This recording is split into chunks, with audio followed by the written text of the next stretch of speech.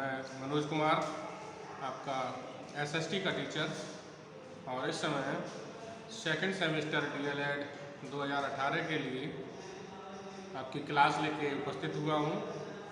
और इसमें DElEd second semester में बच्चों मैंने अभी तक जो कराया है उसमें दिल्ली सल्तनत और दिल्ली सल्तनत के जो कला, संस्कृति और स्थापत्य कला के बारे में मैंने आपको करा दिया। इसके बाद जो नया चैप्टर है वो है भक्ति और सूफी आंदोलन। भक्ति और सूफी आंदोलन।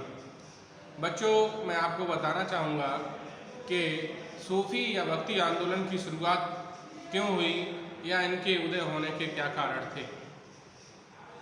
इनके उदय होने के बहुत से कारण थे, जिनमें कह सकते हो भारत में जाति पाति का सिस्टम चल रहा था, रिजिड व्यवस्था चल रही थी, धर्म के नाम पर लोग आडंबर फैलाने लगे थे, धर्म के नाम पर लोग एक दूसरे को काटने लगे थे, धर्म के नाम पर लोग ठगने लगे थे, धर्म के नाम पर लोग कुरीतियाँ फैला रहे थे। इसके अलावा जाति पात के नाम पर लोगों का ही शोषण कर रहे थे। एक वर्ग दूसरे वर्ग का शोषण कर रहा था। मनुष्य होने के नाते, मानवता के धर्म के नाते सभी मनुष्य एक ईश्वर की संतान हैं, लेकिन ऐसा कोई नहीं कर रहा था। सभी वर्ग, सभी मनुष्य विभिन्न वर्गों में बटे हुए थे। इधर अपने अपने धर्मों का प्रचार प्रसार करने के लिए जो धार्मिक गुरु हुआ करते थे, धार्मिक मौलवी हुआ करते थे, धार्मिक कह सकते हो पंडित लोग हुआ करते थे, वैद्य ऋषि मुनि हुआ करते थे, जो अपने आप को धर्म का ठेकेदार कहते थे, वो भी अपने धर्म को ऊपर उठाने के लिए दूसरे के धर्म के बारे में गलत गलत बातें प्रचार प्रसार करते थे। इन्हीं सब रीति रिवाज, सब आडंबरों को देखते हुए, समाज की अराजकता को देखते हुए कुछ बुद्धिजीवी वर्गों ने समाज में जागरूकता लाने का प्रयास किया। और ये बुद्धिजीवी वर्ग समाज में जागरूकता लाने के लिए इसने धार्मिक रूप को अपनाया या धर्म का सहारा लिया, चाहे वो हिंदू धर्म हो, चाहे वो मुस्लिम धर्म हो, चाहे वो बौद्ध धर्म हो, चाहे वो जैन धर्म हो, और या फिर सिख धर्म हो। विशेष रूप से भारतीय संस्कृति की अगर हम बात करें तो भारत में आप लोग जानते हैं कि जो आबादी है वो हिंदू बाहुल्य आबादी है। और दूसरी नंबर पर अगर बात करें तो मुस्लिम धर्म को मानने वाले लोग रहते हैं। अब चूँकि मुस्लिम धर्मों में भी उस समय जो मौलवी या पीर हुआ करते थे, वो इस्लाम धर्म के नाम पर विभिन्न प्रकार के रीति रिवाजों और आडंबरों का सहारा लेते हुए लोगों को ठगते थे। इसलिए इस्लाम धर्म का भी सुधार होना या इस्लाम धर्म का उद्धार होना भी बहुत ज़रूरी था।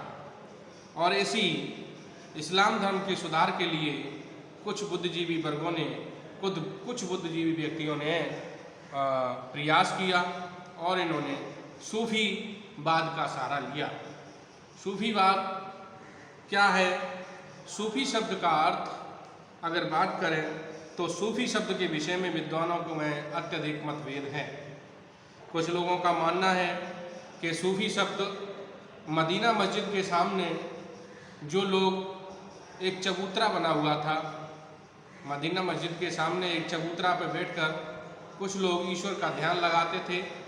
अल्लाह का ध्यान लगाने वाले लोगों को सूफी कहा गया, अर्थात सुफ़ा कहा गया। एक सोफ़ा टाइप का बना हुआ था मदीना मस्जिद के सामने एक चबूतरा, उसको सुफ़ा कहा जाता था। सोफ़ा जो आज हम लोग घरों में बैठने के लिए यूज करते हैं, वो सोफ़ा वहीं से निकला हुआ शब्द है। और उसी सोफ़ा पर बैठकर लोग अल्लाह का ध्यान लगाते थे, ईश्वर का ध्यान लगाते थे। इसलिए वहाँ से निकलने वाले लोगों ने जब भक्ति धर्म का प्रचार प्रसार किया और इस्लाम में सुधार लाने का कार्य किया तो उनको सूफी कहा गया। इसके अलावा सूफी शब्द का एक और अर्थ हमें देखने को मिलता है कि कुछ लोग पुराने विचारकों में कुछ लोग अपने सर पर जो हिंदू जो धार्मिक प्रवृत्ति के लोग होते थे इस्लाम धर्म में, वो अपने सर पर एक साफ़ी रखा करते थे जो एक कह सकते हो लबदा टाइप का होता था, और वो साफ़ी ही सूफ़ी उसी को आगे चलकर सूफ़ी लोग जो साफ़ी धारण करते थे। और ये जो इस्लाम धर्म में भक्ति लाना चाहते थे, इस्लाम धर्म में जो सुधार करना चाहते थे, ये लोग उस साफ़ी धारण करने के कारण, लबदा धारण करने के कारण सूफ़ी कहलाए। इस प्रकार से यूनानी भाषा में पवित्र ज्ञान शब्द के लिए भी सोफिया शब्द आया है। हम फिलोसोफिया जो पढ़ते हैं, फिलोसोफिया में या फिलॉसफी में फिलो का मतलब होता है प्रेम, फिलोस का मतलब प्रेम से होता है, सोफिया का मतलब होता है ज्ञान। तो सूफी या सोफिया शब्द वहाँ से भी निकला है, और सूफी का मतलब होता है ज्ञान का प्रचार प्रसार करने वाले लोग। अब सूफी मत के प्रचार की अगर हम बात करें, प्रसार की अगर हम बात करें, तो 12वीं शताब्दी के आरंभ में भारत में सूफियों के आगमन या सूफियों का आगमन हुआ। मुख्य रूप से भारत में सूफियों के 4 संप्रदाय सफल रहे या 4 संप्रदाय माने जाते हैं, जिसमें आपका सोहरावर्दी संप्रदाय, चिश्ती संप्रदाय, कादरी संप्रदाय और नक्शबंदी संप्रदाय का नाम प्रमुख रूप से आता है। सोहरावर्दी संप्रदाय की अगर हम बात करें तो इस संप्रदाय के जो संत थे अर्थात जो प्रवर्तक थे वो जियाउद्दीन थे। लेकिन सोहरावर्दी जो संप्रदाय था, इसके संस्थापक शेख शिहाबुद्दीन सोहरावर्दी थे, और इन्हीं के नाम पर इस संप्रदाय का नाम सोहरावर्दी संप्रदाय रखा गया। ये बगदाद के निवासी थे। इन्होंने सिंध के मुल्तान तक अपने इस मत का प्रचार प्रसार किया। भारत में अन्य सूफी संप्रदायों की अपेक्षा इस संप्रदाय का अच्छा प्रभाव था। सोहरावर्दी संप्रदाय के लोग बड़े शान शौकत के साथ चला करते थे, अपने साथ सैनिकों को भी रखा करते थे, और ये लोग इस्लाम का प्रचार प्रसार किया करते थे, अर्थात धार्मिक अच्छे धर्म कार्यों का, इस्लाम में बताई हुई अच्छी बातों का प्रचार प्रसार करते थे, और इसीलिए एक साधु की तरह ये जीवन व्यतीत किया करते थे, और इसीलिए इनकी बातों को लोग प्रेम से प्यार से सुनते थे और इनका आदर और सम्मान करते थे। सोहरावर्दी के बाद अगर बात करें तो भारत में जो चिश्ती संप्रदाय था, ये भी सूफी संप्रदाय की एक शाखा चिश्ती संप्रदाय था। भारत में इस संप्रदाय के जो संस्थापक थे ख्वाजा मुईउद्दीन चिश्ती थे। ख्वाजा मुईउद्दीन चिश्ती ने भारत में चिश्ती संप्रदाय की स्थापना की थी। इनके उपदेशों के मुख्य केंद्र के रूप में कश्मीर और दिल्ली को माना जाता है। ये जाति पात में विश्वास नहीं रखते थे। इनके उपदेश और सिद्धांतों से प्रभावित होकर अनेक हिंदू और मुसलमान उनके शिष्य बन गए।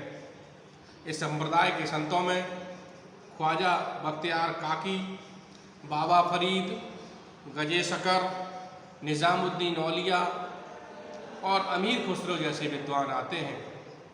अर्थात क्वेश्चन बन सकता है कि बाबा फरीद किस संप्रदाय से संबंधित हैं? बाबा फरीद आपके चिश्ती संप्रदाय से संबंधित हैं। निज़ामुद्दीन औलिया और अमीर खुसरो किस संप्रदाय से संबंधित हैं? ये भी चिश्ती संप्रदाय से संबंधित हैं। चिश्ती संप्रदाय का केंद्र कौन सा है प्रचार का? दिल्ली और कश्मीर। सोहरावर्दी संप्रदाय का मुल्तान और दिल्ली। ठीक है, तो चिश्ती संप्रदाय का संस्थापक कौन था? ख्वाजा मुईउद्दीन चिश्ती। ख्वाजा मुईउद्दीन चिश्ती की दरगाह कहाँ बनी हुई है? दिल्ली में बनी हुई है। तो चिश्ती संप्रदाय के संस्थापक ख्वाजा मुईउद्दीन चिश्ती की दरगाह दिल्ली में बनी हुई है, और ये चिश्ती संप्रदाय से संबंधित थे, और इनके अनेक शिष्यों ने भारत में चिश्ती संप्रदाय का प्रचार प्रसार किया, और ये जाति पात में विश्वास नहीं रखते थे। चिश्ती संप्रदाय से संबंधित अगर लोगों की बात करें, इसमें ख्वाजा बख्तियार काकी, बाबा फरीद, गजे शकर और आपके अमीर खुसरो, निज़ामुद्दीन औलिया जैसे व्यक्तियों का नाम आता है। एक क्वेश्चन बड़ा इम्पोर्टेंट है कि कौन सा ऐसा चिश्ती संत था जिसने 7 सुल्तानों का शासनकाल देखा था। कहीं कहीं आपको निज़ामुद्दीन औलिया का अगर नाम मिले और अमीर खुसरो का नाम मिले तो इसमें निज़ामुद्दीन औलिया ऐसे एक सूफी संत हुए हैं जिसने दिल्ली सल्तनत के 7 सुल्तानों के शासनकाल में सूफी मत का प्रचार प्रसार किया है। अर्थात जो इनका जीवन काल है इस दौरान दिल्ली सल्तनत में 7 बादशाह अपने शासन प्रशासन करते हुए गुजर गए। इसके बाद अगर महत्वपूर्ण संप्रदाय की बात करें तो है कादरी संप्रदाय। इस संप्रदाय के संस्थापक शेख अब्दुल कादिर जिलानी थे। कादरी संप्रदाय, इस संप्रदाय के जो संस्थापक थे वो कौन थे? शेख अब्दुल कादिर जिलानी। इन्होंने कादरी संप्रदाय का बहुत प्रचार प्रसार किया। इस संप्रदाय के संत या अनुयायी सभी देशों में पाए जाते थे। 13वीं शताब्दी में यह कादरी संप्रदाय की स्थापना हुई थी। इस संप्रदाय के प्रमुख संतों में फ़कीर मखदूम शाह विशेष रूप से उल्लेखनीय हैं। मुग़ल सम्राट शाहजहाँ का पुत्र दारा शिकोह भी कादरी संप्रदाय से ही संबंधित था और इसके अलावा अकबर भी आपका कादरी संप्रदाय से ही संबंधित था। तो कादरी संप्रदाय की स्थापना किसने की थी? शेख अब्दुल कादिर जिलानी ने की थी और मखदूम शाह इसी संप्रदाय से संबंधित हैं और शाहजहाँ का जो पुत्र था दारा शिकोह वो भी इसी संप्रदाय से संबंधित था। इसके बाद नक्शबंदी संप्रदाय, सूफी संप्रदाय में इस संप्रदाय के महान सूफी संत ख्वाजा बहाउद्दीन नक्शबंदी। नक्शबंदी संप्रदाय के प्रसिद्ध संत थे ख्वाजा बहाउद्दीन नक्शबंदी। वे तुर्की के रहने वाले थे। इस संप्रदाय के प्रमुख संतों में ख्वाजा बाकी बिल्ला और शेख अहमद सरहिंदी।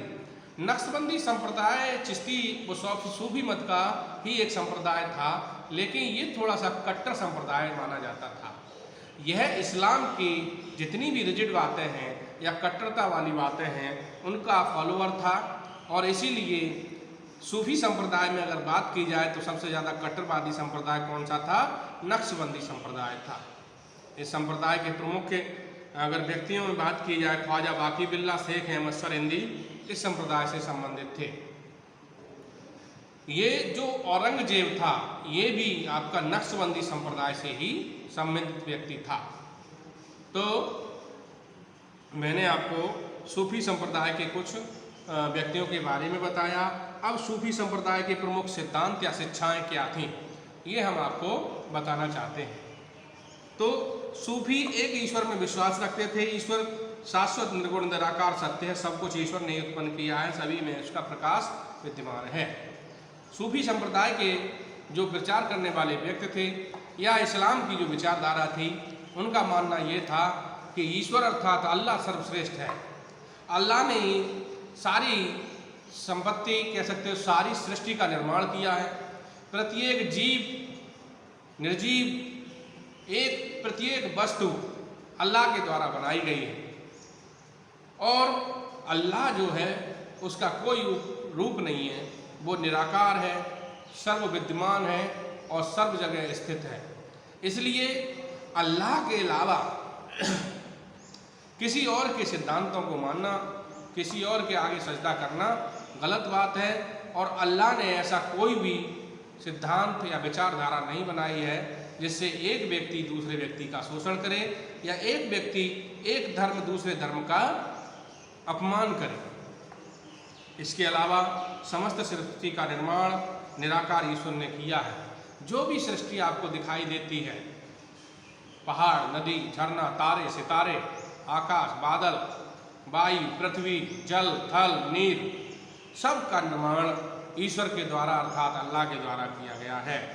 सूफी लोग ईश्वर की प्राप्ति को ही अपना अंतिम लक्ष्य मानते थे, अर्थात अल्लाह की प्राप्ति को वो अपना अंतिम लक्ष्य मानते थे।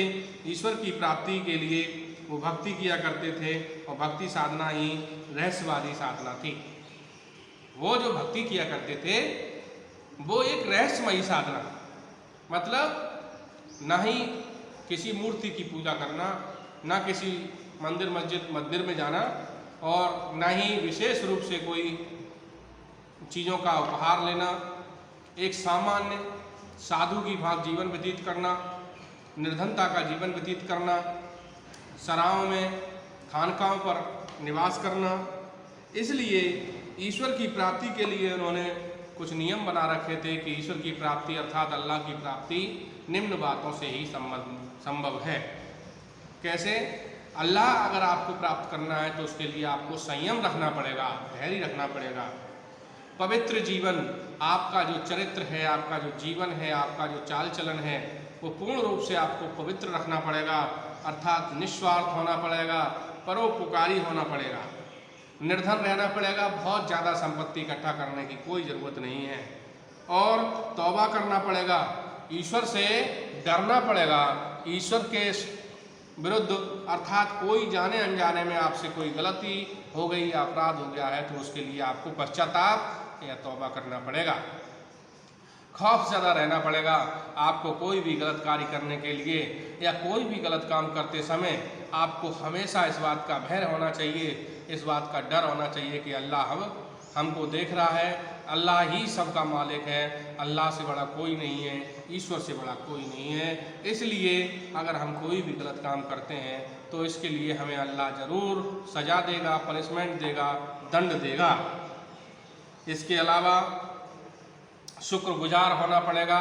अल्लाह के द्वारा दी गई सारे संसाधन जैसे जल है, थल है, वायु है, नीर है, आकाश, पृथ्वी, जितनी भी चीज़ें हैं उन सब के लिए हमें अल्लाह का शुक्रगुजार होना पड़ेगा, ईश्वर का शुक्रगुजार होना पड़ेगा। इसके अलावा रिजा, संतोष आदि को भी आवश्यक रूप से मानना होगा, धैर्यवान होना ही होगा, और जो भी आपके पास है उसी से संतोष आपको करना पड़ेगा। ऐसा मान के चलना पड़ेगा कि जो कुछ दिया हुआ है वो हमारे नसीब का है, हमारे मालिक ने हमको दिया है, और हमें जो मिला है वो हमारे नसीब से मिला है, हमारी जो हैसियत है वो इसी के काबिल है। गुरु अथवा पीर को भी सूफी मत में सर्वाधिक महत्व दिया गया है। इस्लाम विचार प्रसार करते हुए सूफीवाद में गुरु को अर्थात पीर को भी सबसे ज़्यादा महत्वपूर्ण स्थान दिया गया है। उनका मानना है कि अल्लाह की प्राप्ति अर्थात ईश्वर की प्राप्ति बिना पीर या गुरु के संभव नहीं है। पीर या गुरु ही हमको अल्लाह से मिलने का रास्ता बताता है, पथ का प्रदर्शन करता है, और उसी के माध्यम से हम अल्लाह को प्राप्त कर सकते हैं, अर्थात हम अपने जीवन का अंतिम लक्ष्य प्राप्त कर सकते हैं। तो ये हमने आज आपको सूफीवाद के बारे में बताया, हमने सूफीवाद के संप्रदाय के बारे में बताया। 4 संप्रदाय भारत में महत्वपूर्ण रूप से प्रचलित हैं, जिसमें चिश्ती संप्रदाय, सोहरावर्दी संप्रदाय, कादरी संप्रदाय, नक्शबंदी संप्रदाय। इसके अलावा हमने इनकी विचारधारा, इनके सिद्धांत और इनकी शिक्षाओं के बारे में हमने आपको बताया। बच्चों, इसके बाद हम आपको भक्ति संप्रदाय के बारे में आगे बताएंगे नेक्स्ट वीडियो में। ये आज के लिए थैंक यू, नमस्कार। सभी को जन्माष्टमी की लख लख बधाइयाँ।